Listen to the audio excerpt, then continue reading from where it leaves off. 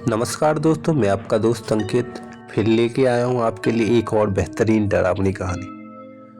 तो बिना देरी के कहानी शुरू करते हैं।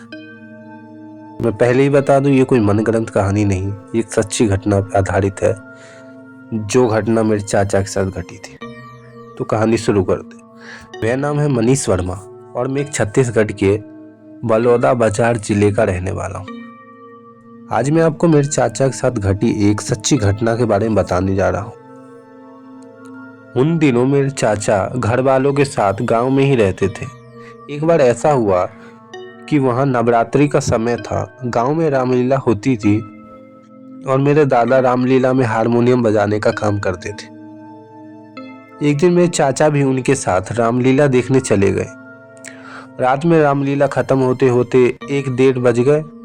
दादाजी तो अपने दोस्तों के साथ वहीं रुक गए, लेकिन चाचा को वहां से अकेले घर आना था। उनका घर ज्यादा दूर तो नहीं था, लेकिन वो रास्ता बिल्कुल सुनसान था। बीच में बस 2-3 घर पड़ते थे, वो भी रामलीला के पास ही थे।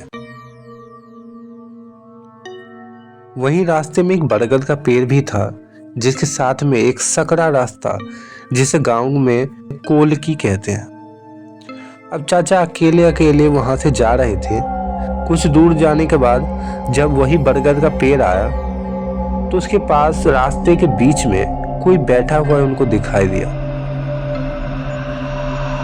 ऐसा यूं इतना रात बीच रास्ते में किसी का बैठना देखकर चाचा को थोड़ा अजीब तो लगा, लेकिन उनको लगा कि ये उसका दोस्त बलदाव है, जो वहीं पास के एक घर में रहा करता था। उनको लगा कि उसका दोस्त उसके साथ मजाक कर रहा है। चाचा ने दूर से ही आवाज लगाया और बोला, ऐसा मजाक मत करो और रास्ते से उठ जाओ।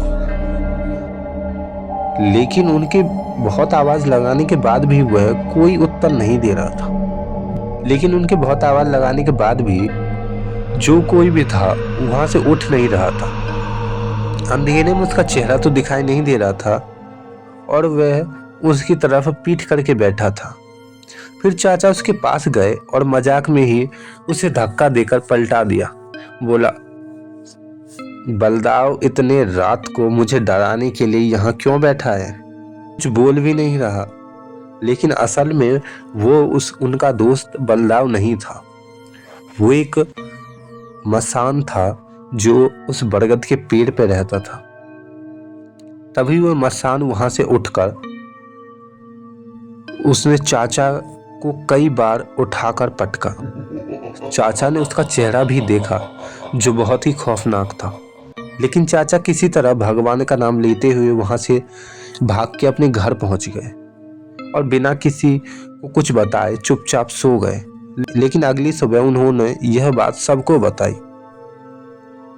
तो मेरे दादा ने चाचा को बताया कि उस बरगद के पेड़ में एक इंसान रहता है, जो रात में निकलता है और गांव के बहुत से लोगों ने उन्हें देखा है। उस दिन के बाद मेरे चाचा की तबीयत खराब रहने लग गई। दादा ने उसका बहुत इलाज करवाया, लेकिन वह कभी भी ठीक नहीं हो सका और कुछ ही साल बाद उनकी मौत हो गई। ये पूरी घटना मेरे दादा ने ही मुझे बताई थी।